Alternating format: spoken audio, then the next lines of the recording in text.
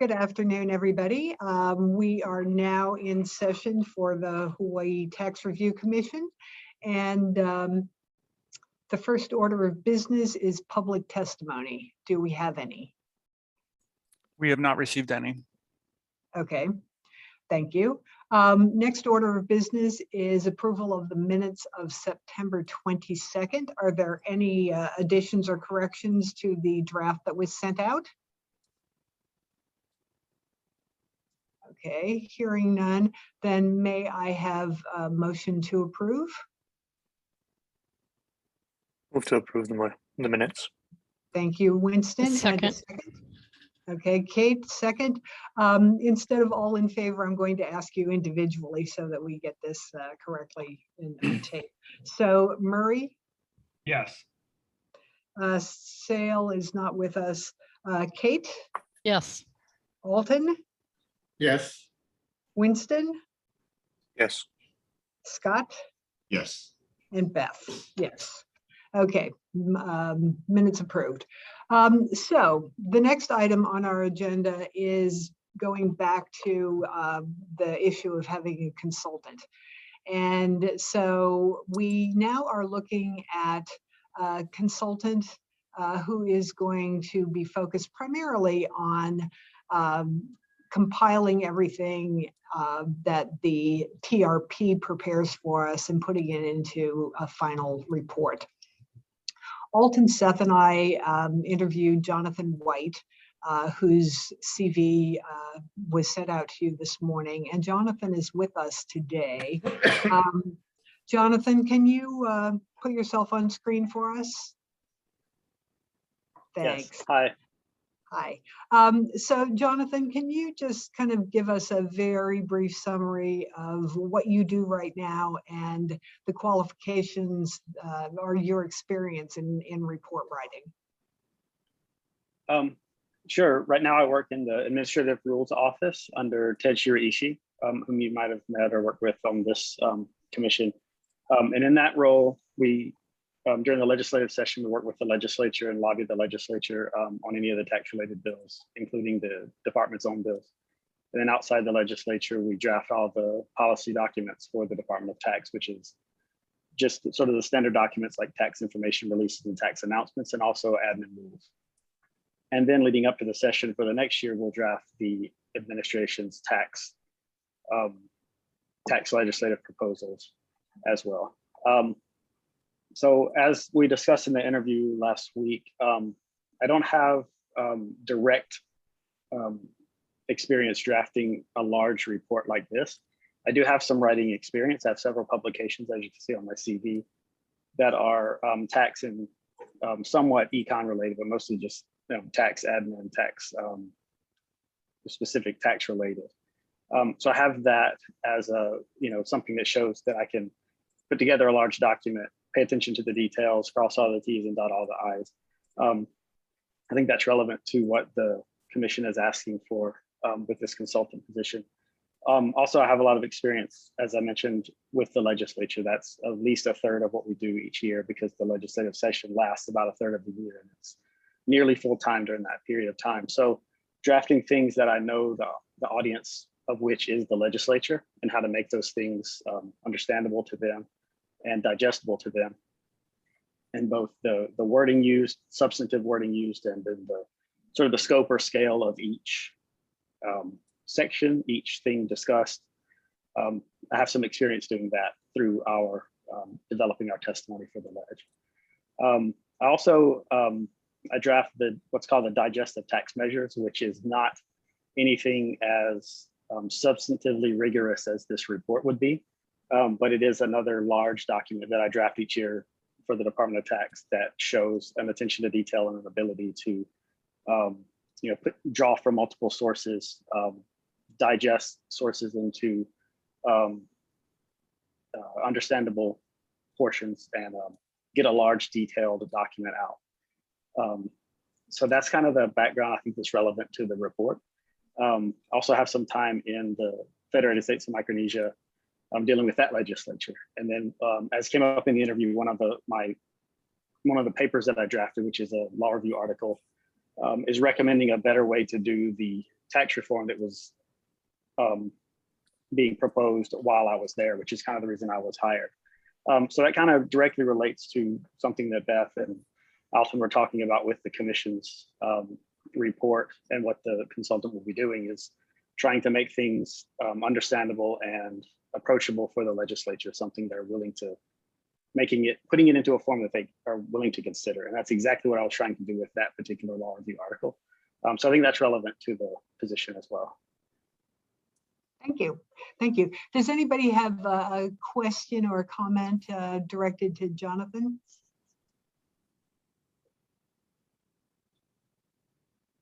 I'm familiar with Jonathan's work at the Department of Tax, and I think he'd be a great addition to the commission's work, just from personal experiences and watching his presentations and interactions with the department. Oh, great. Glad to hear that. If there are no other comments, just wanted to point to the draft scope of work, which again emphasizes putting everything into the final report. So summarizing all of our work, reviewing the previous TRC work, all of that has been pretty much summarized. So it really is a matter of finishing this work up and making it presentable and helping us make the sale to the legislature, as it were. So the timeline for the first draft is expected to be November 8th, although we know that we're still likely to be waiting for the greenhouse gas recommendations and getting this wrapped up by the end of the year. The proposed budget amount for this was $20,000, and that is net of all of the applicable fringe, which is 52% or so. So any comment, suggestions, questions related to the scope of work? When you say net of, then essentially you mean it's roughly going to be 30K in total? Yes. Okay. Yes. Just clarifying. Yes, thank you. Yeah. I guess going a little bit backwards, my only question with Jonathan is somewhat serious, somewhat joking, but are you as uncomfortable with the timeline as we are? Is that something you think you can do? Because it makes me a little uncomfortable how quickly we have to put this together. Yeah, the first draft date was an issue. We talked about that during the interview. The dates I got with the scope of work was November 1st. And with our department workshops, that was going to be tough. So that was moved to November 8th. I think to be a little bit joking as well, I'm not as familiar with it yet as y'all are. So maybe that's why I'm not as uncomfortable with it, but I think I can get it done, the first draft, by November 8th. For the finals up in December, I don't know if it's December 13th and December 20th, I don't think that will be a problem. Our very busy season at work is the legislative session, and that usually starts to get busy, actually not till the late in January. So it kicks off in mid-January, but it really gets busy for us when committee hearings get going in late January. So I think there's plenty of time for the full report for me to get up to speed and get the full report done. The first draft date is, I am a little bit uncomfortable with that, but much more comfortable with November 8th and November 1st. So I think I can manage to get that together. Okay, thanks. Appreciate it.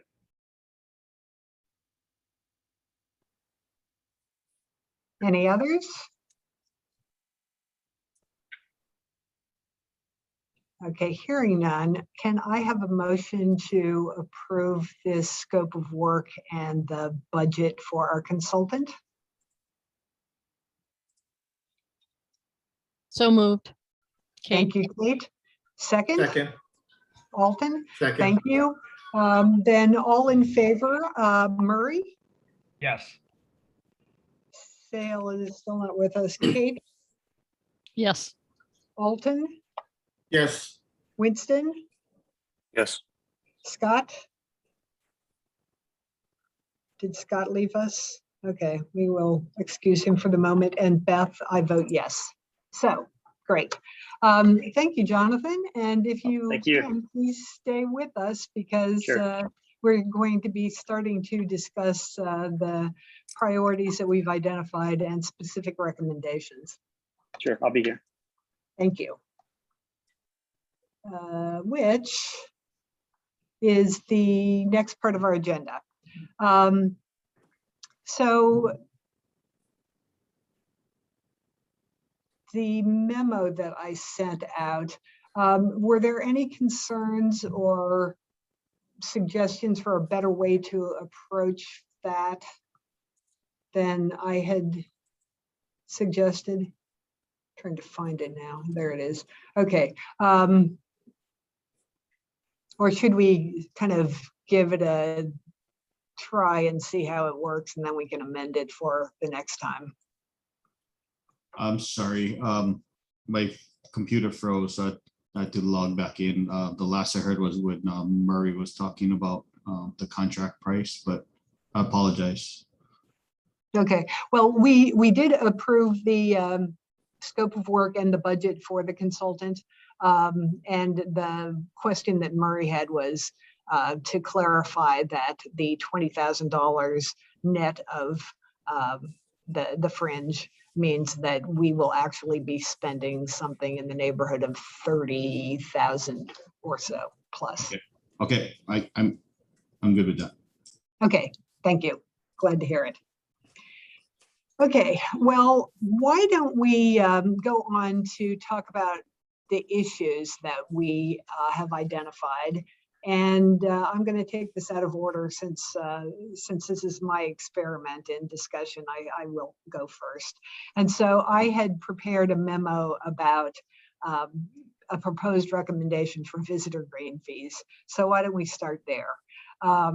We had a couple of discussions about visitor green fees. We recognized that there still is a lot of work to be done to make a recommendation on a specific proposal to the legislature. And yet we recognize, I think, that this is a matter of urgency and we need to get started. So that was my background for preparing the recommendation that I did. So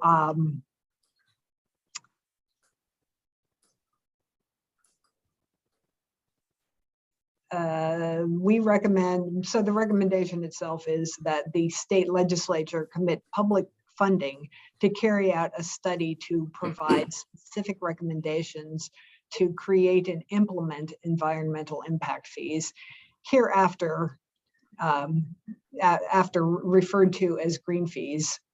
It is urgent that we address our threatened ecosystem, so this should be authorized as an implementation study focused on putting a green fee program in place with all possible speed.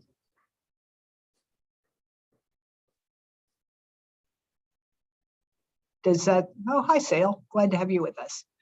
Sorry, I had computer issues, but I was on, I guess, as a guest or something on the first calls. I mean, the first half of the call or first part of the call. So I heard the presentation, so I approved that, the consultant. Okay, Thanks, good, sorry. thank you. So I'm glad you you got the other address so that you could join us.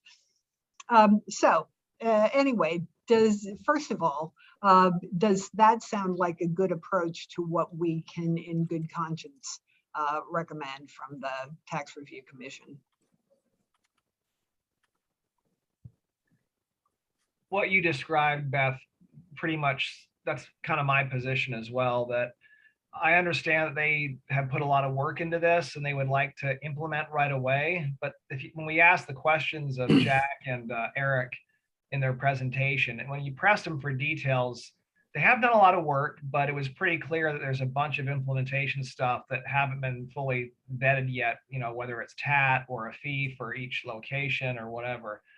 So I think, yeah, study, but I'm also suspicious of just endlessly studying things and not implementing. So if there's a way we could word our recommendation, as you were saying, to have a study on how to actually implement. Don't repeat what, you know, I think it was Nature Conservancy folks, right? Don't repeat what they've already done, but look at specific implementation procedures and study that. So maybe a little bit more than just the theoretical study. But yeah, essentially I agree with what you said. Okay, thank you. And then I also wanted to add some specificity about what we wanted to include in the study so that it makes it clear where we're going with this. So let me just kind of summarize the things that I put in, and your additional recommendations would be really welcome. So one of them is to create a structure that makes a permanent commitment to this. So I suggested that perhaps building a publicly supported trust, as we have done with public worker retirement, that would be ongoing. Recipient of funds would be able to earn additional money from any funds that are in the trust to support the work ongoing and so forth. Also putting in safeguards to ensure that the funds are used for the purpose that they're supposed to be, and to ensure accountability and transparency around how much money has been collected and how it's being used.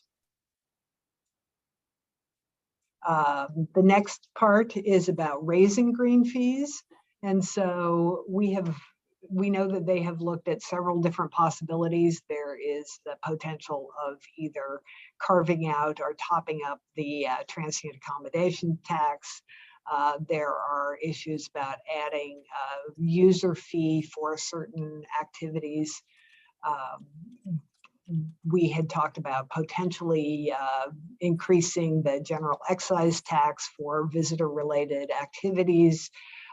So that needs to be more fully explored in this implementation study about which of these would best suit our needs, and maybe it would be a combination, or maybe one of these would be better.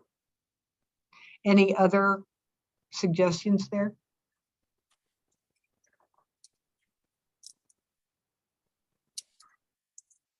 Okay, the next item was estimating the likely revenue producing potential for any of these, and how adequate that would be for the needs described.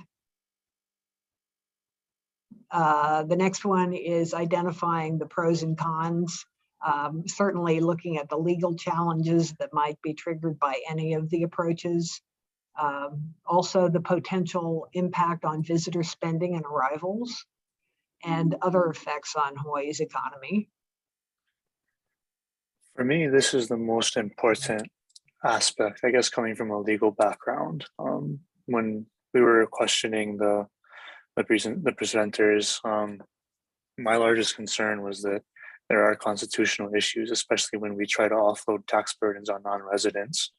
And that's essentially what, you know, a green visitor type fee would be. It would be something directed at visitor related activities. So whether it's the, you know, the equal protection clause, whether it's the dormant commerce clause, I think all of these issues have to be well researched, and before any actual proposal has to be done, there has to be an in-depth analysis, because I think even going over the park fees, I think the case at Hanamo Bay that was cited in the study, that was decided by the federal courts that was not a tax, that it was a green fee, and it was a different type of fee, a visitor fee for a park instead. And that was the only way that they were able to get around these sorts of barriers. So for me, I think identifying the legal challenges is probably the most important if anything's going to be implemented in law. Yeah, I think that's really important. Is there any language that you would like to include to amplify that important aspect of an implementation plan?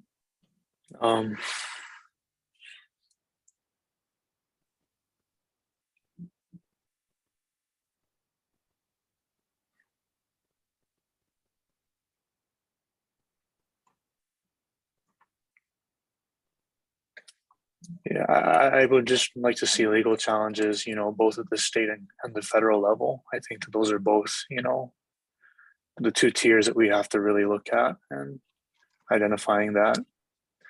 And then the question, you know, whether or not it should be a tax or a fee, you know, what type of,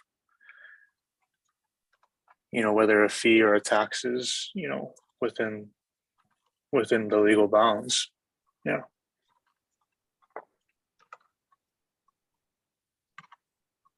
Yeah, okay, so that can be amplified by making sure that any legal assessment is, that looks at both state and federal laws and potential adverse decisions, and then also looks at the legal ramifications if it's a tax versus if it's a fee. It sounded Yeah. from the work that they've done that a tax is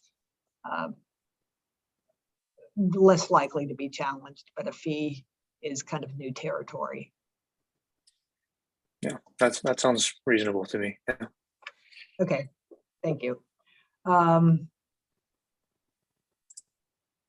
Are there any other pros and cons that you can identify? I wanted to make sure that I captured the little bit of discussion that we had about the impact on visitor arrivals and also the impact on spending in other areas for a visitor who has a potentially rigid budget.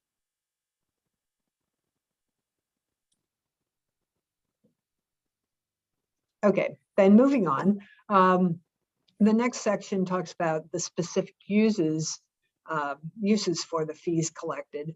And the green fees folks had suggested that creating a conservation corps would be the use that they had in mind to rehabilitate or protect vulnerable outdoor spaces such as watershed, forest or wetland areas, educating visitors about protecting the INA and creating opportunities for them to participate in restoration projects, and offsetting the costs, of course, to support any program that's developed, including public reporting and transparency.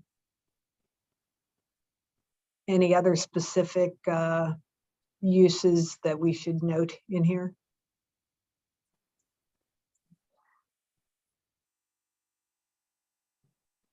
Okay, opportunities to aggregate resources and or expand and coordinate activities involving the state, the counties, and private entities. I don't have any sub bullets under that. Okay, then timeline and requirements needed for implementation, and the identification of whatever public entities, agencies need to be involved in implementing and what their specific responsibilities would be, and then the specific legislative language.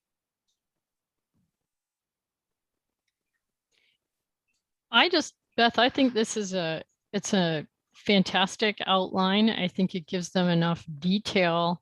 Whoever is going to actually perform the study is going to maybe take off on certain pieces of it, but I think it gives them the right amount of detail and urges them not to start from scratch and gives them an outline to follow. So I think this is a great outline for them. Okay, thank you. Other comments? I had a larger. Oh, go ahead, Murray. How are you? Just real quick. Yeah, I'm basically in agreement that I think that when we're recommending a study, I think the right format is to say, here are the top areas of concern, and here's a couple of options to look at in each of those areas of concern, to give them a little bit of guidance, like, the method of taxation, like you said, is it a fee? Is it a TAT adder? Is it a GET adder? Because it's a little bit more detailed for the consultants or whoever does the study to dig into than just saying go study all this stuff in general. So I do like that subject area of concern, including the legal that Winston mentioned, and then major sub things that they should look at, and just leave it at that. Any more detail would be kind of overwhelming, I would think, at this point.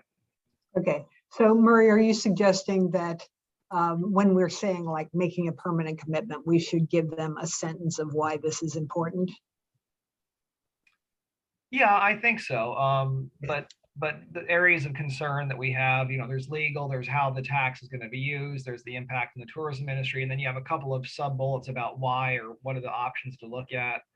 But yeah, I mean, making sure that it can't be, you got to say that delicately, right? Because this report is going to the legislature, because essentially we're telling the legislature, we want it to be studied so that you can't get your dirty hands on this money and use it for other purposes. So they're not going to appreciate that side of it, but we really do want to ring fence this and find the most resilient way of keeping the money for the conservation work that it's meant to be for. And I don't think on the things that it could include, I don't think we should be too prescriptive on that front, because if they want to fence watershed and protect watershed, or they want to enforce fishing, or whatever they want to do, as long as it's in that area, I think that's fine. If we're too prescriptive on what exactly can it be used for, we'll probably get in a little over our heads. Okay, I'll make a note of that too. Yeah, my comments almost piggyback off of that. It's from a big picture perspective. I think that I really would like to see some language tying it to the Tax Review Commission's mission, which was to use the standards like equity and efficiency. And I think I see traces and I see the frame of it here, but I think it can be better structured. That maybe the most efficient way to I don't know, maybe cultivate or protect or fund Hawaii's sustainable future and Hawaii's sustainable ecosystems are to assess fees, or to look for means of funding them that are directly tied to their use. And that might be an efficient or an equitable type of way of looking at it. So that way we can actually tie it to the Tax Review Commission's, I guess, mission statement. That's a good point. And I did take a look after I wrote this to see which of the tax system goals I thought this met. And one of them was adequacy, since without an additional fee or tax, the resources are not adequate. Fairness, in that it would potentially collect revenues from the people who are using the services or benefiting from them. It would be broad-based. It would be exportable, and it would be beneficial. And the way we were defining beneficial is that it could shape behavior by encouraging visitors to invest more in our ecosystem and also learn about how to be better stewards of it as well. Okay. Are there any other, does anybody take any exception to that, or have any other of the elements that you'd like to add?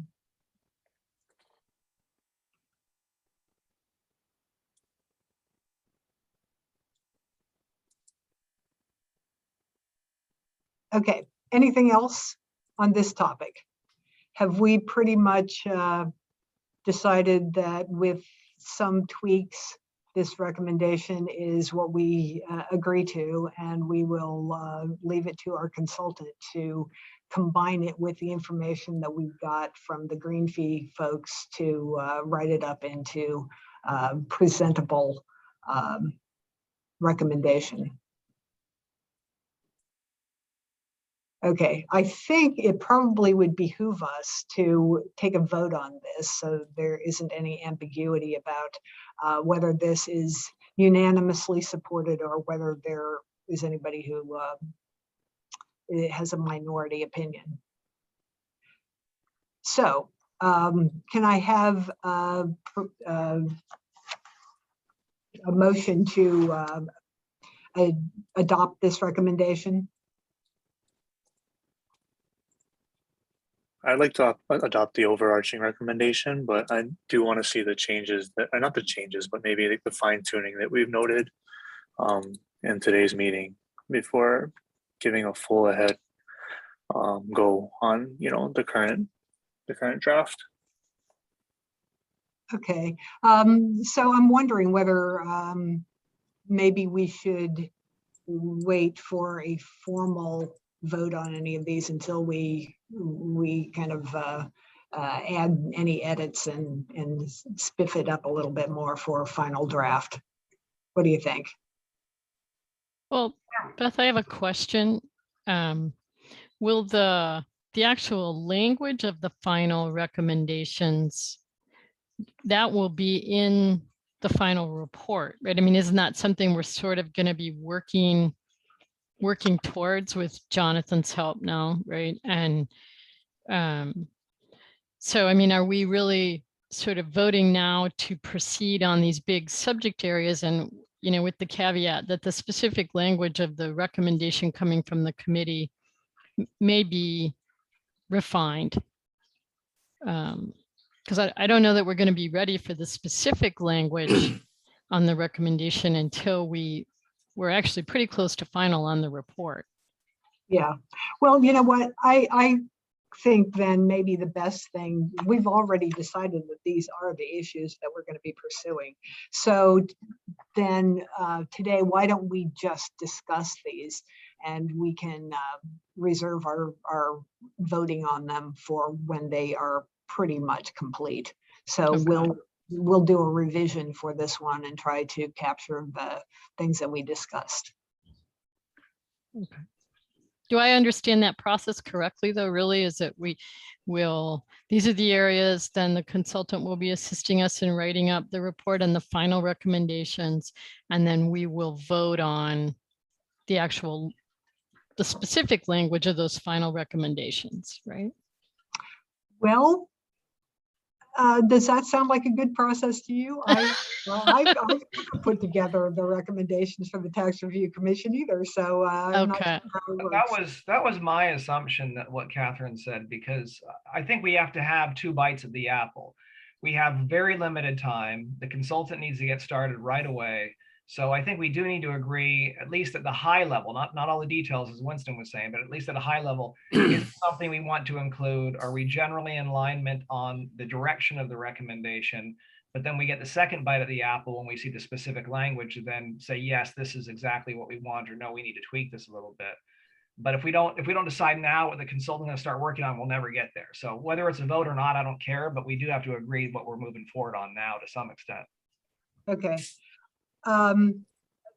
If it is appropriate, I would just as soon save the vote until later, since we have pretty much agreed to these.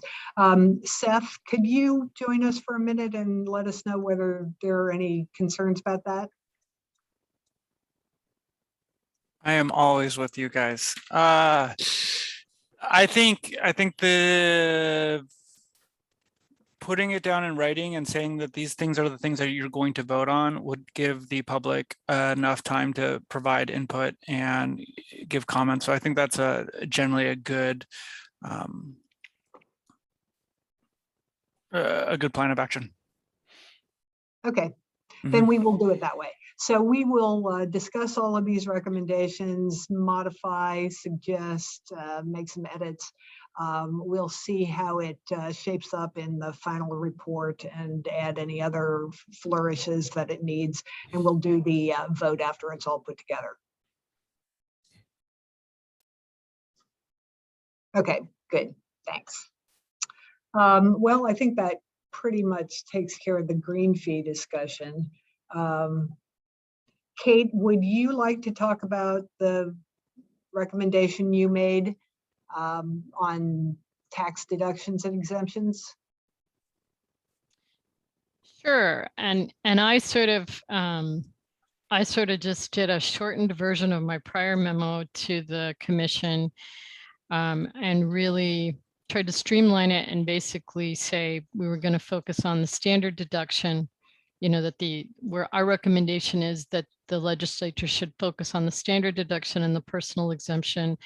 I opted for leaving out adjusting the brackets because we're doing so much, and that sort of seemed like a nice to have, not a need to have. It just seemed most compelling to me. A fact that was picked up, I think, by Baybars was that this recommendation's been made by every single tax commission to date. And so I did think that was compelling. I left a little waffle language in there about exactly which changes we were recommending. I know that Baybars did some initial scenario planning with, I think, a doubling, a tripling, and a quintupling or something like that. So I wasn't sure, again, if we were going to tell them what factor by which to increase it, but more to say, we think you should look at it and modernize it. And here's a couple of scenarios to give you the information that you need to understand the revenue impact. So it is a little bit vague, and we can maybe tighten it up at the end. That's sort of the overall question. It's a pretty straightforward, it seems to me to be a pretty straightforward recommendation that's been made, consistently, is, please keep taking a look at the standard exemption and personal, or standard deduction and personal exemption. Thank you. Discussion? Any questions?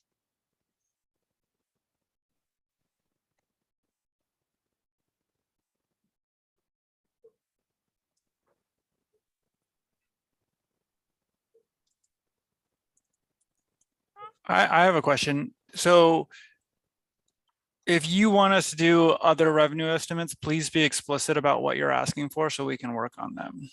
If they're just generalizations, then we can provide them. And it would be very helpful if you guys were explicit about what, in addition to what BIBAR's already presented, would be helpful for you guys. Okay, and I will review BIBAR's earlier ones. I think that gave enough of a range to helping people assess, helping the ledge assess if they got to this, what it would be. But if folks want to see a different scenario, we can ask Seth's group to do that. I thought the work you did was really helpful. I'm just looking at my notes from that presentation, and I wrote in my notes, and when people give presentations, I write in my notes what I think, if like it was all up to me, what I would do. And I put double the standard deduction in there. Unfortunately, I didn't write anything about the personal exemption, but when I saw those different double, triple, whatever, I thought if you ask too much, they'll probably just not do anything at all. And so I thought doubling kind of seemed like the right, it's maybe not as far as you need to go, but it's probably got a better chance of getting approved. But I was a little bit more greedy than you, Catherine, because I put indexing both the standard deduction and the brackets to inflation, because I think it just doesn't make any sense. I don't know why. Every year you're taxing poorer people more as they move up in brackets with inflation. It just makes no sense. So maybe it's a greedy, but I had double the standard deduction, which is not on the greedy side, but then I wanted to have both the standard deduction and the brackets indexed to inflation. That's just my own personal opinion, but I certainly support this being part of this topic being part of our package. And that was in the original write-up, was also adjusting the brackets for that same reason. I took it out because I just sort of thought at some point we were asking maybe a lot. And so if something had to give, that would it. But I think it's perfectly reasonable to put that back in. Again, I don't know in terms of approach, Seth, whether we would say, we recommend you double the standard deduction, or whether we say we recommend you modernize or look at the standard deduction, and here's 3 scenarios that you can look at to assess revenue cost. I mean, how directive do we typically get? Well, in the past, they have not been very directive, and there's been no response from the legislature. So right, that may be a tip to be a little bit more prescriptive, because at least if you're prescriptive, you can put down a dollar amount. You can put down some exact things, and it's a little bit more, I think it stimulates discussion a little bit more rather than, hey, you guys should take a look at this. okay. And the work is there, the work was done. So we could, recommend that they double the standard deduction. Here are the projected revenue costs for that. There's also a tripling and a quintupling for context, for reference. And then I'm happy to add back in the adjustment of the rate, adjustment of the brackets. If the committee feels that it makes sense to make the proposal more complete.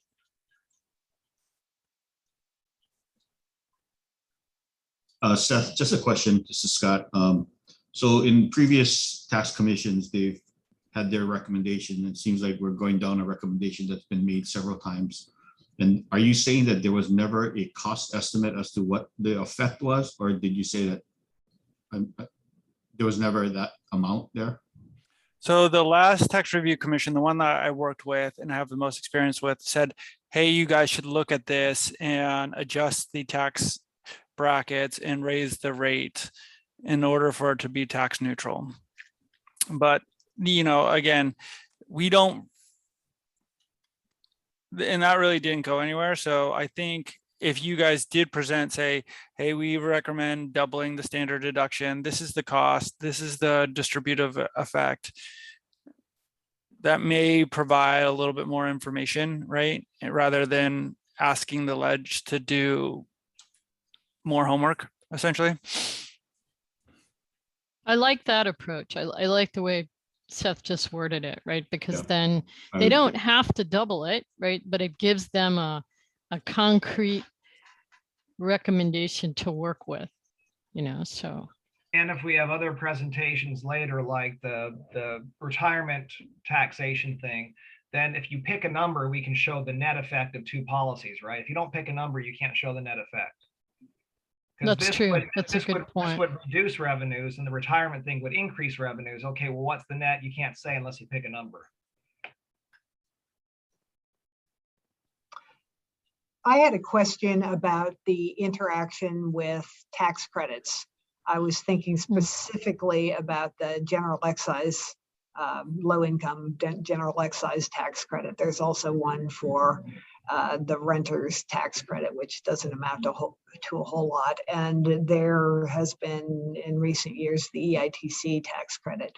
So one of the things I think you said, and I'm sorry, I should have reviewed this, your memo again, was that some households wouldn't have to file taxes because they had no tax liability, which would be a positive result for most households. But then does that mean that they would not be eligible for a refundable tax credit, or they wouldn't get it if they didn't apply?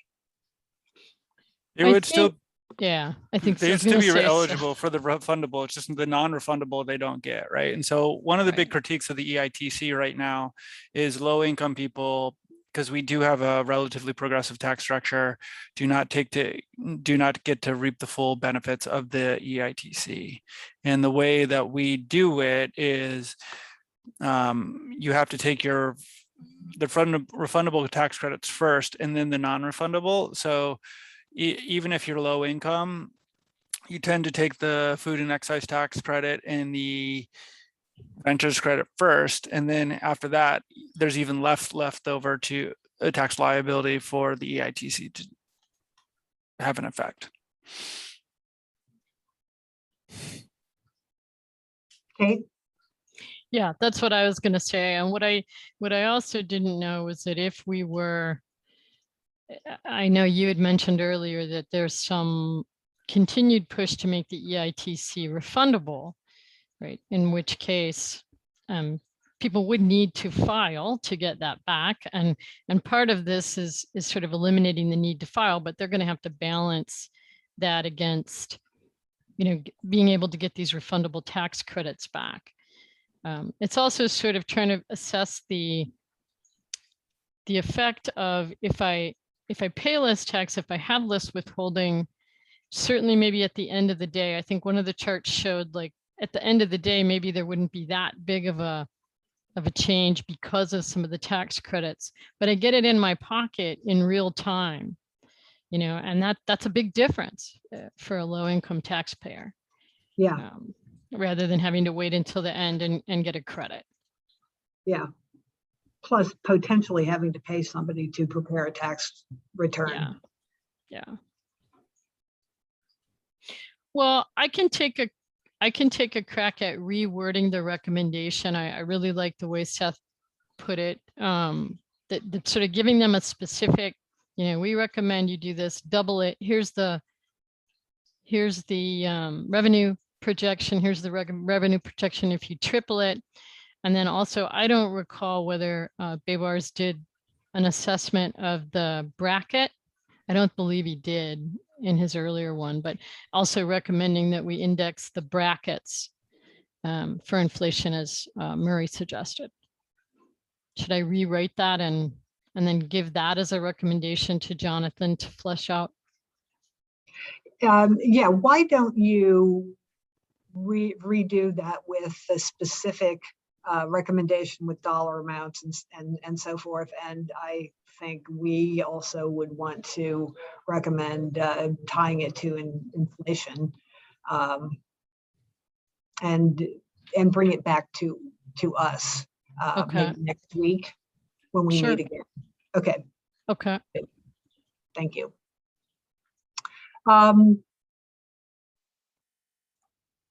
Who else is prepared to make their recommendation today? I gave Murray a couple of weeks because he's working on the carbon tax. I don't Sale. have, I was just gonna say, I don't have, because we're waiting on the carbon tax study, I don't have a written recommendation, but if anyone's interested, I can verbally describe where I think I'll land on that and see if folks support it, or we can just wait till the study's done. What's your pleasure, folks? Want to hear from Murray today? With whatever he has, I mean, I would like to hear what he has so far. Okay. Yeah, so just keying off of these, and this will be really short, so I won't take too much time. Keying off of that carbon tax study, the original one that McKenna Kaufman did, not the enhanced one that she's doing now for us. But it seemed to me like she provides two cost paths. One was called the social cost of carbon. That was kind of the $40 to $70 one. And the other one was really, really high. And the lower one seemed to be kind of a no regrets scenario in which it accelerates going to renewable energy, accelerates electric vehicles, accelerates all the things we want to see. And as long as she found that if that money is returned to the populace in equal shares, it's actually very progressive in that the people that are the best off with that policy are the lower income quintiles, and the amount that you're better off goes down as you get richer, essentially. And in the scenario in which you give all the money back to the populace, not only is it progressive, but every single income quintile was better off financially after that money is returned. So the question that we gave her as the study is, okay, well, what percentage could the state spend? Because if they don't get any more money, any more revenues out of this, they probably won't be very interested. So what percentage of it could they spend and still keep at least the bottom four, maybe not the richest quintile, right, but the bottom four quintiles the same or better off financially? And that's one of the things we want her to research, because let's say they can spend 20% of the money, return the rest to the taxpayers, and everyone's better off except for the richest quintile. That's a pretty strong kind of scenario to be in. So that's kind of what I would end up recommending is the lower cost path. So the lower impact that she talked about, and finding that percentage at which the bottom four quintiles, so 80% of the population is going to be the same or better off financially. And maybe the top quintile, the richest 20% might be a little bit worse off after the tax. But that seemed to be the strongest kind of avenue that I was thinking of. And of course, we're looking to her to do a lot of the implementation details and how you work that out and so forth. But at a high level, that's kind of what I would want to recommend, and be happy to discuss it now or later, whatever makes sense.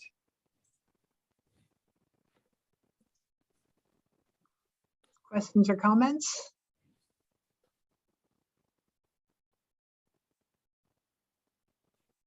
Okay, I think that sounds like we're on the right track. So we will have further discussion about that when we see McKennan's report. Sale, did you have something to recommend today? Yeah, I think it was pretty straightforward from my write-up. I mean, it's dedicating resources. We're setting aside sufficient resources to sustain the tax because of where they are in this whole process. I mean, without adequate resources going into the front end, you have no resources to fund the rest of the government, basically. So I think my recommendation would be that as a general topic, and also specifically to dedicate or somehow carve out a minimum level of funding so they're not subject to across the board headcount reductions like all other parts of it. So were you able to develop any kind of estimates for cost benefits, anything like that? Oh, there was a, in the original write-up, there was a per head count Oh, okay. estimate. Yeah. Okay.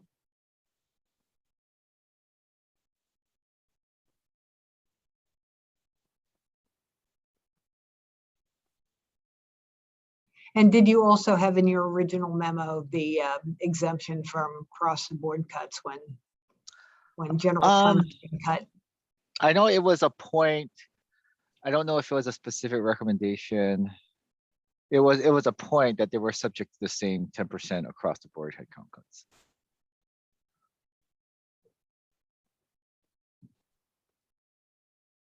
Okay, thank you. Are there any questions or comments?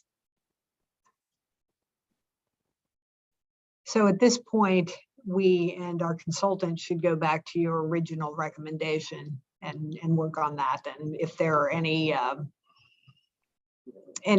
gaps in that, we can address it when we find them. Yep. Okay, thank you. Kate's already talked. Alton. Yeah, so I had the Simpson Bowles Commission part of the recommendations, and I guess I thought my task is to come up with areas that we could, I guess, suggest or recommend to the legislature to look at closer. And I didn't want to give them a long laundry list of a lot of things because nothing's going to get done with something like that. So I tried to narrow it down to things that are very relevant to all of us. So I basically picked three areas. The first is infrastructure, more specifically water and wastewater, which I realize is part of the county's responsibility. But I'm thinking that the state's got to have some coordinated effort or something instead of letting all the counties just do their own thing.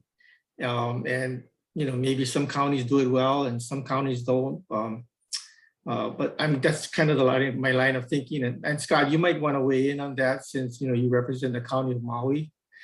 And then also with respect to infrastructure, transportation, airports, harbors, they're becoming a lot more important to the state sustainability of the state now.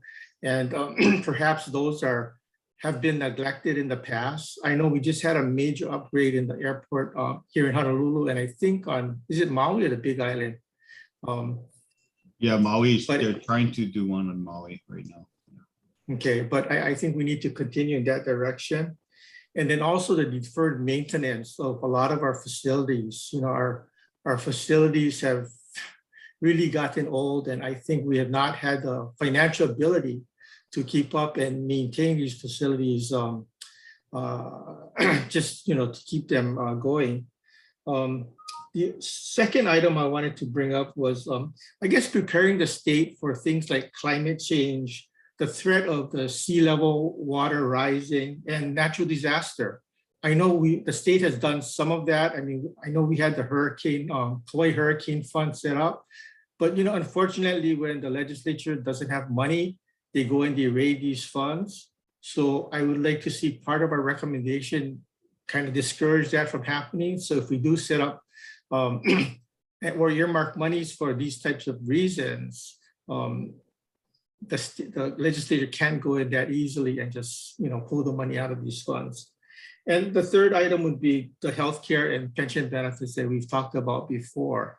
And this, I guess my topic is a real catch-all, so I'm open to any suggestions that any of you might have or want to add.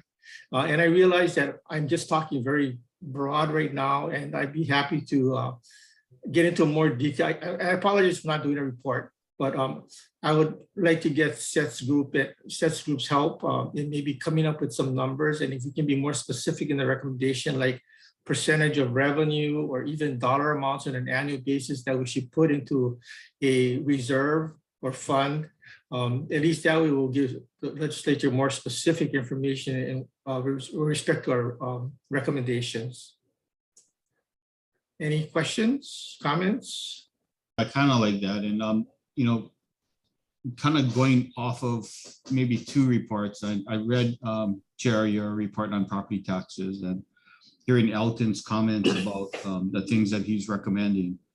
And for sure, I can tell you from being the finance director for County of Maui and speaking to my counterparts on all the other counties, I think a lot of people don't know how much money we put away towards a lot of these things. For Maui County alone, our county charter requires 3% of our real property tax revenues to go to affordable housing fund. The mayor included another 1%, so a total of 4%. So maybe about $16 million this fiscal year goes to affordable housing project. Other counties, they have X percent going to open space fund and other things. I think Maui County is probably the most generous as far as giving to nonprofits. So for Big Island, I know for certain they give about $2 million in nonprofits. Honolulu gives X amount. Well, if you add the 3 counties up, you don't even come close to the Maui County. It gives about $42 million a year to nonprofits. So, you know, I think a lot of people don't know what happens in different counties, but we are waiting for the infrastructure bill through the, you know, US government to address a lot of our aging infrastructure. Congressman Kai Kahele was just here 2 days ago, and I met with him talking about Maui County's needs for infrastructure. I don't know if you know how many bridges it takes to get to Hana, but we have so many dying bridges going to Hana, and the amount of money it will cost us to repair them is substantial, including the Big Island and Hilo. There's a lot of bridges over there that's going to be needing it, along with the aging infrastructure for everybody. So I can tell you, it's good that you're doing that because there's some state projects that need it, but I think the counties are trying to fend on its own to take care of its aging infrastructure, sea level rise, and all these items. From Ma'alaya to Kahana Bay, that entire Lahaina, Kanapali, Kapalua area, they're trying to address the sea level rise because buildings are going to fall in the ocean very soon. So either we're going to do our own revenue generation, whether it's CFD projects or general fund, to do tea growings so that we save the shoreline. The county's going to do it. The state already said that they're not going to help us. So each county is basically going to fend on their own. For you guys in Honolulu, you have that Waikiki Improvement District, the beach restoration, et cetera. You have the CFD program out there that helps it. But the state flat out came out to Maui County and says it's not going to help Maui County for any of the sea level rise and shoreline prevention. So the county is preparing to do its own. I apologize. I mean, I didn't have a report, but I can probably help Elton with a lot of these measures as far as what's affecting the counties. Thank you. Alton, I would encourage you to look at the Troubled Waters report put out by the Hawaii Executive Commission that has a lot of these numbers about long-term debt and liabilities, particularly as it relates to infrastructure, climate change, and things like that. Yeah, so thank you for that suggestion. I did look at it, but their numbers are a little dated. I think the report came out a couple of years ago. Would it be possible to get updated numbers for that area, those areas, or I mean, I can just run it what they have. That wouldn't be a problem. Yeah, we didn't provide a lot of I provided some numbers, but more like I basically provided for that. I provided them saying like, this is for tax revenues, but the costs and things that was found independently. So I don't think we really have the resources, or it would require a huge lift to go and find those numbers ourselves, because that's just not something we have access to, right? We more on the revenue side, and when you get to the cost side, it's usually BNF and other places. And to be fair, the state has not been very explicit and proactive in figuring out what really is it going to cost to update a lot of things going forward, you know? Okay, I can use the AGC report then, Yep. the numbers in that report. That's fine. Thank you. So Alton, my impression from looking at the past recommendations for the Simpson Bowls was more about ensuring that there was a planned balance in expenditures and revenues, because as I understood it, there was a perception that the legislature was not really thinking ahead when they're granting, in this case, primarily retirement benefits. But as I understand your proposal, which I like, is that you want to ensure that the state is actually thinking about the obligations for capital and all of the, and climate change and all of the other things, so that there is a planful process that's related to the taxation system as well. Is that correct? That's correct, but I wanted to take it a step further and actually have them earmark and fund reserves, to take care of these issues in the future. I know that's a tough sell, but I think that should be I'm suggesting that that's our recommendation. Do you know if the state is going to be making their contribution to OPEB or the unfunded liability? I do not know that. I thought that, I was just going to say, I thought that the legislature appropriated money, even though the governor originally didn't, but I can't say that I'm sure. So just so I'm clear, Alton, are you wanting on the Simpson Bowls to target only these infrastructure, whether it's climate related or age related? Is it your intention to only focus on the infrastructure or the unfunded liabilities plus the infrastructure? Are you wanting to Both? Both. Okay. Both. Yes. Yeah, I think that makes sense. And I guess in the effort of trying to tie the report together, if we do move forward, as it seems like we are for now, on the carbon tax, whatever share of money from the carbon tax the state gets to spend would logically be a very good place to go towards the infrastructure impacts of climate change, because then you have a clear nexus between carbon, take that money and deal with the effects of carbon. So it's a little bit more logical that way.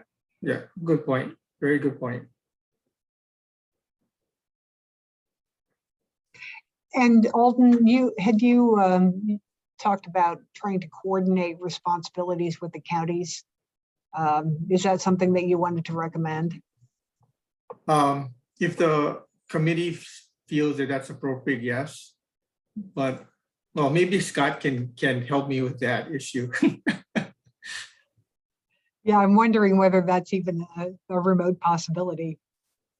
Yeah, that's the silos that we deal with. The state is the state, and they don't really return calls, so that's a Understood. The best state agency is really DOTAX. Absolutely, yes. Brown noser. No, I mean, honestly, I mean, I don't know if Seth knows, but we've been working with Director Choi regarding the 3% GET tax for the counties, and it's been open door policy. It's been really good, and that 3% that the counties are getting will be probably earmarked for a lot of these things that we're talking about. We are putting the money towards our overpaying our obligation for OPEB. We are putting money away for affordable housing. We're putting money away for infrastructure. So like a lot of these bridges, etc. I mean, we're actually trying to be proactive and reduce our liability and keep up with what things are going on. So I think you guys all know, I mean, COVID's first and foremost. A lot of the money is going to go to make sure that economic recovery for the county is one of those big things. Giving money to the small businesses is one of those things, one of the bigger items that we're doing right now immediately with a lot of the ARPA funds. So some of the GE money that we're going to get, I can't say what Honolulu is going to do because you guys normally fund the train. But the other counties don't have that amount. So a lot of the money I heard, Elton, from talking to my counterparts is going to go towards the outstanding obligation, because the Big Island has absolutely no spare money right now. And they said that they're going to use a lot of that GET tax money, the 3%, to go towards their unfunded liabilities. Okay, good to know. Thank you. Thanks, Scott. So Murray had suggested that we tie the carbon tax revenues to the fund that Alton is suggesting. Does anybody have any other suggestions for issues, expenditures, obligations that ought to be worked into this? And again, I'm open to suggestions. I think this is one topic that we can put in a lot of different things if you want. I just think in terms of like the preamble, and maybe this is way too detailed, but just talk about how with COVID, we basically dodged a major bullet largely because of massive amounts of federal stimulus. Now with COVID winding to an end, it's time to get back on the fiscal responsibility horse and make sure we don't fall off. I mean, just in terms of why we're recommending this now. Yeah. And- Okay, And Alton, good point. I made this point to the Hawaii Executive Council and also to you guys that just when you talk about this, like the importance of economic growth in all of this is essential. So like if tax revenues only grow at 3% versus 5%, that's the difference between a pension crisis and not a pension crisis, right? So a lot of people, like when I see, because of incentives, are always worried about, oh, we need to pay for this, we need to pay for this, but having a dynamic economy that just where people are making more and more, hopefully we're all going to be richer in 30 years than we are now, right? And the question is, hopefully we're a lot richer, more than double, right? Because that's usually in 30 years, people become doubly rich. But that it's a huge question for Hawaii, right? And if Hawaii doesn't grow, the pensions at least traditionally get priority, right? So you basically crowd out spending for social activities and for needed investments within the state, right? So I always tried to really highlight the importance of economic growth because over 30 years, that's what really makes the difference.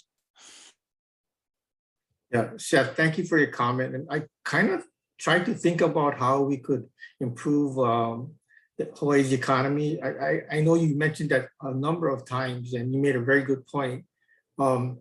I couldn't think of any way that we could really do it effectively. I mean, we see a lot of companies from the Silicon Valley moving to Texas, but I think the incentives that are thrown at these companies are just huge. And I don't know if we have that ability, but I'm addressing the group. If you guys can think of a way where we can help improve the economic situation of Hawaii in general, as Seth is alluding to, let's stick it in here. I think it's appropriate. And Alton, just to be clear, I didn't make that comment like you're responsible for coming up with the idea to change what Hawaii has not been able to change. I just one thing I do notice is there's not really a pro-growth agenda in a lot of places, right? And I understand that there's a lot of other considerations, but just mentioning economic growth and making it something that people want to do here in Hawaii, I think would have a really important signaling effect, right? Because it's people, yeah, I'll just stop there. So perhaps we could just make a general comment about that and not be very specific in our recommendation. At least it's there, Good suggestions, thank you. So just thinking about some of the things that I've heard various economists talk about in terms of the investments that we should make for economic growth. And transportation is certainly one of them. I know that education was on the list. I'm not clear if the other things that were in there are so related to what we need to ensure economic growth, but at the same time, they're things that we have to pay for. So I don't know. Yeah, and Alton, I think you may, and Beth, all of you guys are, by addressing the cost issue, like there's nothing that says that the rail had to be $10 billion or maybe more, right? I mean, if we could learn to if you can do investments for less, you can make more investments, right? So just we put a lot of restrictions on growth, like the H3, I wasn't here, but I've heard stories, right? And the H3, which that goes through Hawaii, it just took 30 years and was way over budget and everything. So one thing that I think is really important, and I don't know, this may or may not fall out of the purview of the TRC, is just being able to do things efficiently and at a cost. If the government can do that, if the government can provide education, if the government can provide roads at a lesser cost than before, they can invest more, right? And those are pro-growth initiatives. So Alton, you can put that into your proposal. Let's be efficient. All right, will do. Great, thank you. Any other comments? Okay, let's move on. Winston. Sure. I apologize. I don't have a recommendation or a memo to submit just yet ready. If you may recall, the 4 recommendations that I had in my previous report were that the commission should evaluate the efficacy of the exemptions that were already identified in the existing state auditors reports. So there were about 5 of them there that were identified. I gave citations to the auditors reports there as well and links, so they're clickable. The first 3 were the reclassification of exclusions under a definition of gross income. The state auditor found to be a little dense and hard to comprehend.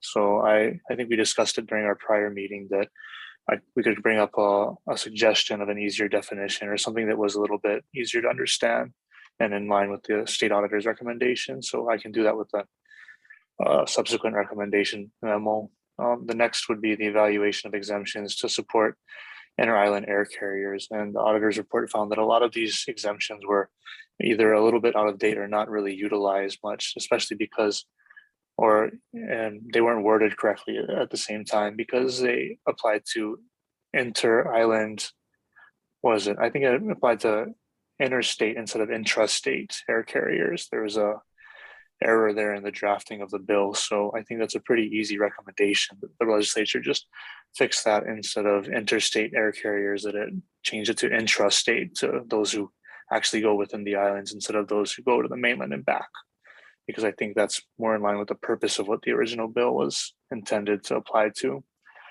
The next was the evaluation of amounts received by securities exchanges or exchange members, and the state auditor recommended that this found that there was no securities exchange in Hawaii. So the reason for this exemption is really questionable.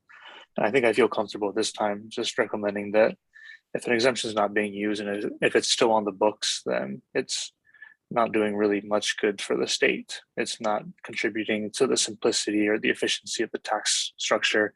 And it's really, exemptions and credits by their very nature are biased in favor of a particular party or a class of taxpayer.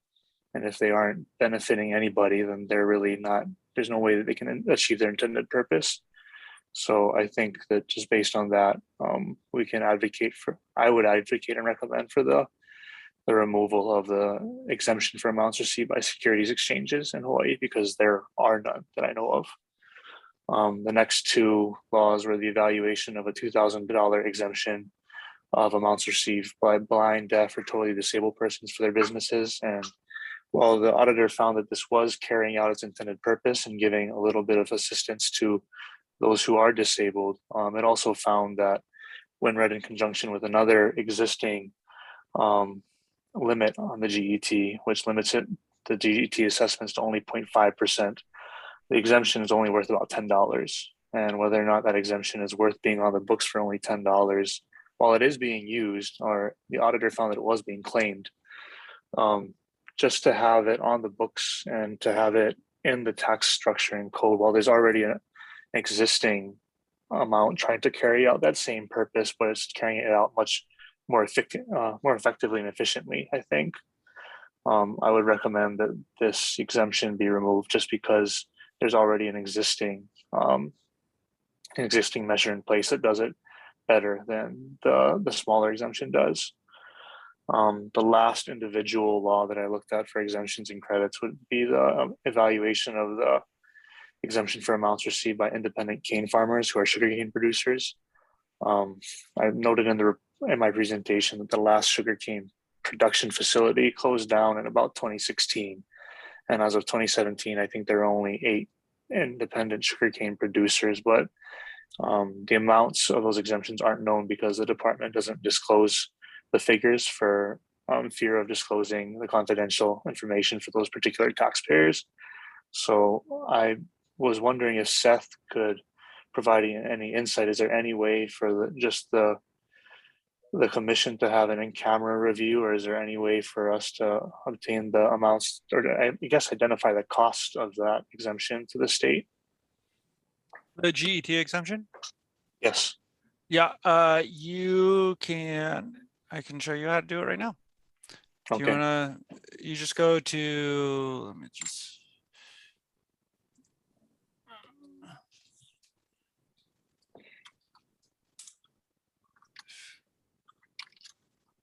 So you just go to the data dashboard. And then we have all the different GET exemptions. And then you can pick, here's all the GET exemptions by source and how much it costs. And you can pick the year and filter for different things and look for the specific exemptions that you guys are looking for. Does that work for you, or were you looking for more information? Sorry, could we just go to I guess HRS 237-24 to that specific exemption? Yeah, what one that was the what was it called? What was it about again? I'm sorry. The exemption for amounts received by independent cane farmers who are Oh, sugarcane cane. That was producers. the bottom. You had that up there a second ago. Yeah. It's like 0. Yeah, there it is. Right. And to be fair, that is one of the ideas of a tax credit, right? Rather than, rather than earmarking money to give to a certain industry, you make sure that they have to use it, right? And when they no longer use it, it doesn't cost any money to the state. Exactly. Mhm. So I think based on that I'd feel comfortable recommending that exemption be removed. If you're not using it, you lose it, sort of deal. Yeah, I can draft those up in a recommendation that's pretty, more concise than what I discussed now. But I was wondering if anybody had any questions about any of those specific exemptions that I discussed, or any comments that you may have.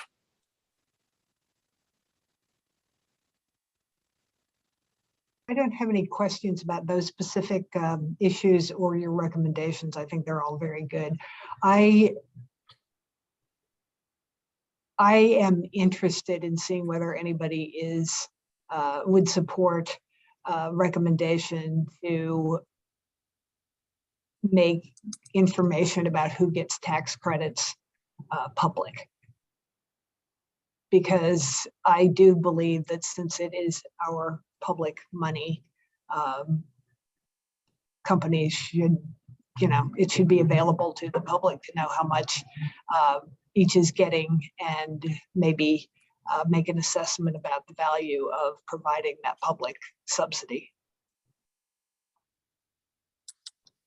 Are there any, I'm not a lawyer, I think we have some here on the call. Are there privacy issues with that? Is that legal to do that, or they have to pass a new law to do it?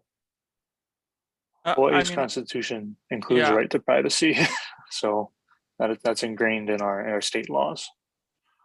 So just to let you know, currently we would not, but if the legislature did direct us to release taxpayer information for certain things, you could do that.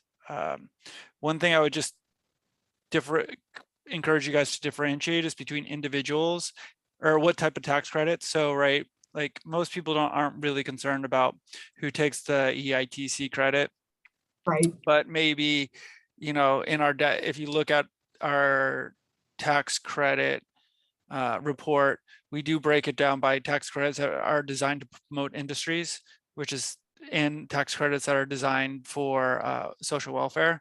And if you broke that out, that might be a little bit more appropriate in line with what you're thinking, Beth. Yes, it certainly would. And Winston, in your opinion, would that be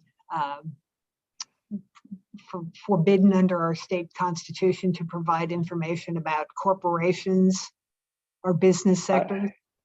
I don't know, because the essence of a credit is that you claim it, right? It's something that you have to qualify for. It's not something you're automatically entitled to, based on my understanding. And there are, you know, requirements that are attached to those credits, right? Every credit you have to meet a certain, you know, whatever the legislature lays out.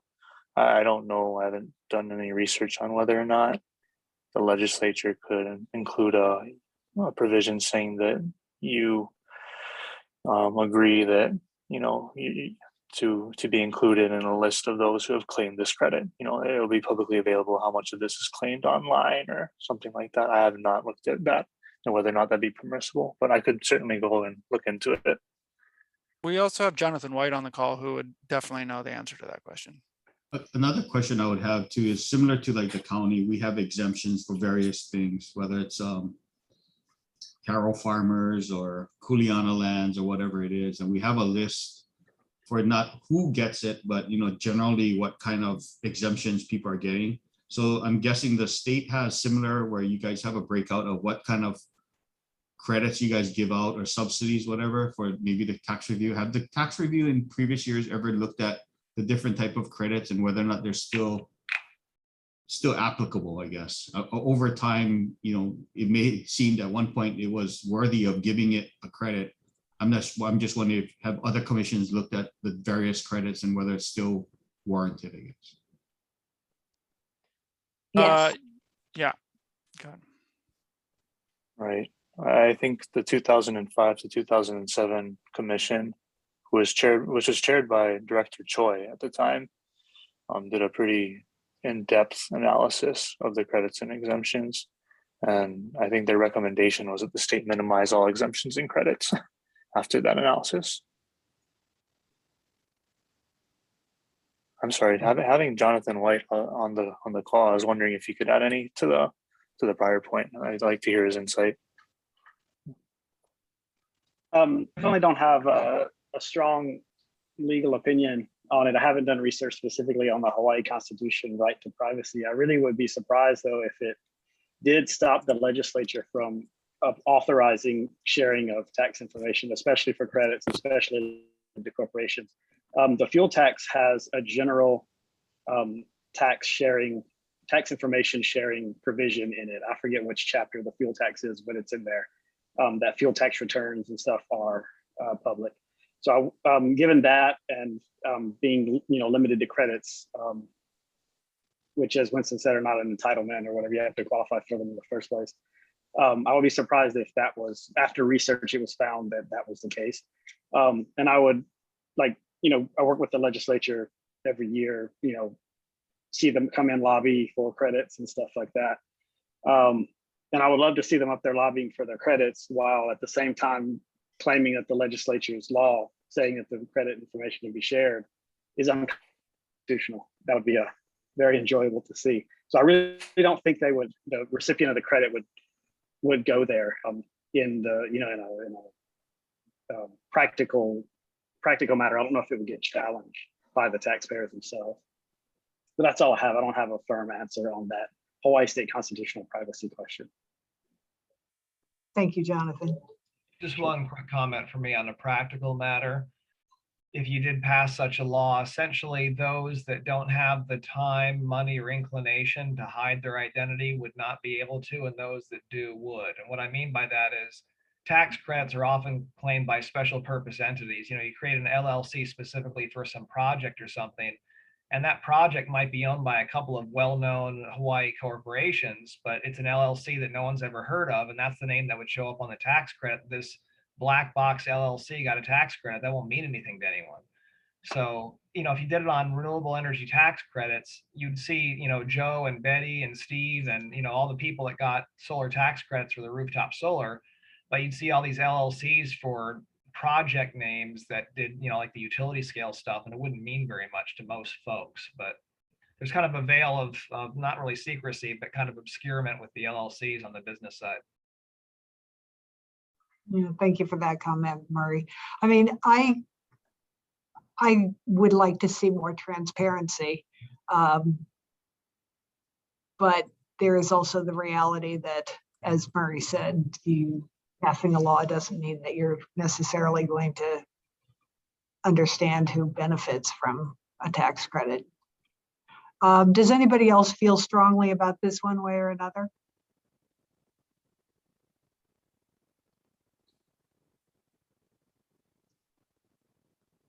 Okay, well, I will leave that in your discretion then, Winston.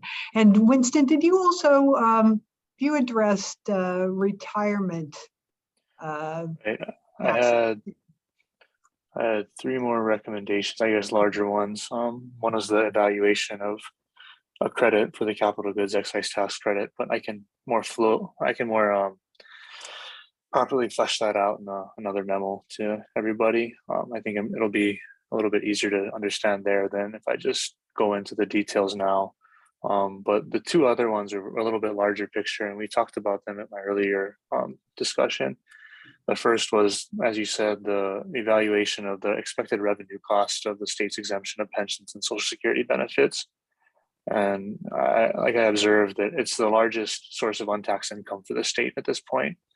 And it's been a political football on whether or not, that the state wants to get rid of it or not. But I think that the state would be remiss not to know how much it costs, and not to know, because I think that when the 2003 commission commissioned a study on the untaxed income on pension and Social Security benefits, they kind of gave their recommendations on the assumption that 401k plans were going to take over and replace these pensions, and that eventually this exemption was going to phase out and it was not going to cost the state as much as it used to.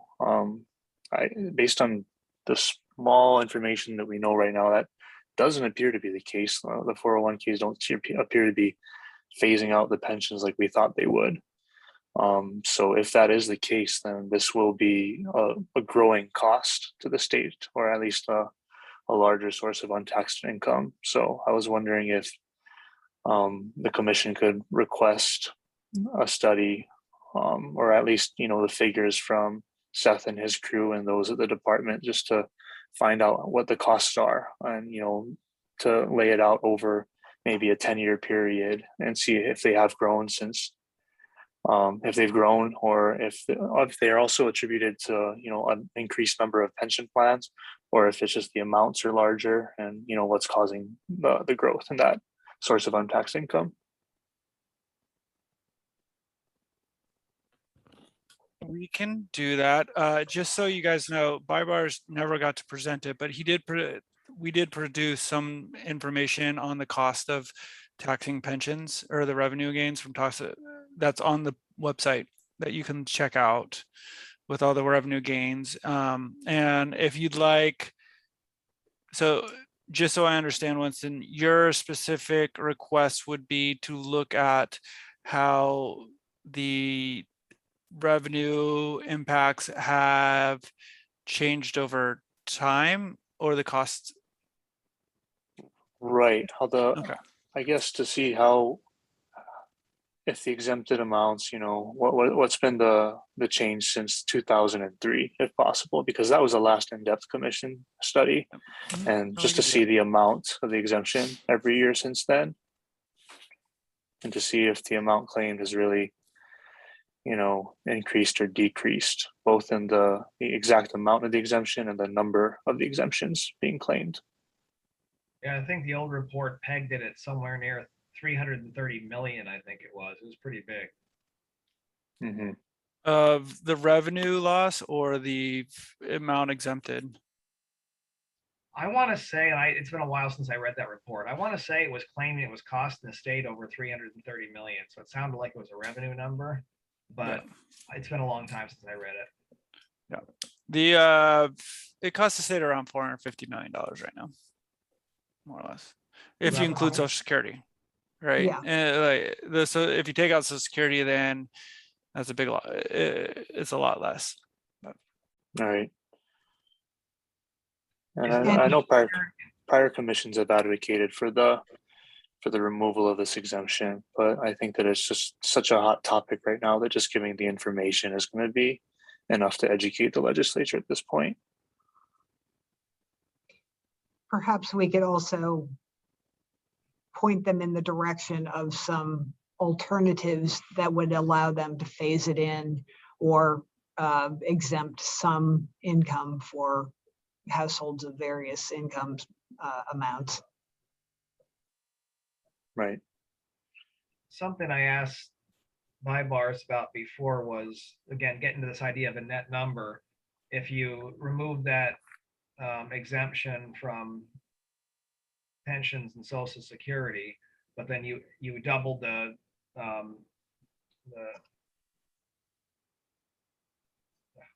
standard deduction and personal exemption and index Right, the and they- inflation, what's the net of all that? That's what I was curious about. Right. I remember discussing the senior exemption, because when you do get older, you get a higher personal exemption in Hawaii. And that may be a more efficient way of, or a more equitable way of, I guess, pursuing that policy goal of giving relief to those who are older and on fixed income. So yeah, I think, knowing the cost is the first step. Whether we go on and provide additional recommendations from there, I'm all ears.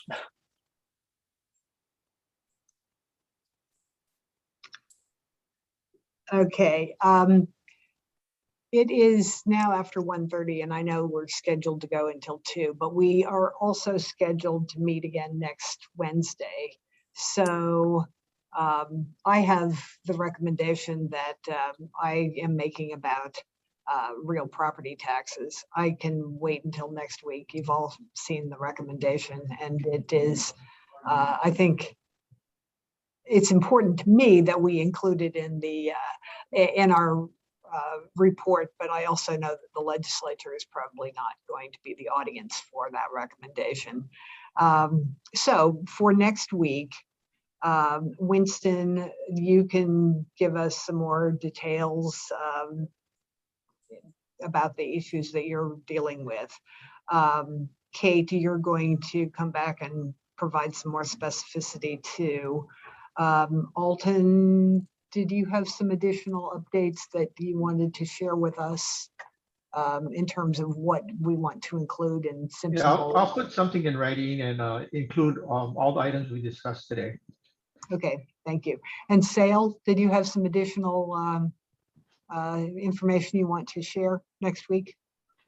I don't think so. I think it was in the original write-up, Okay. unless they have questions in the write-up when they're drafted.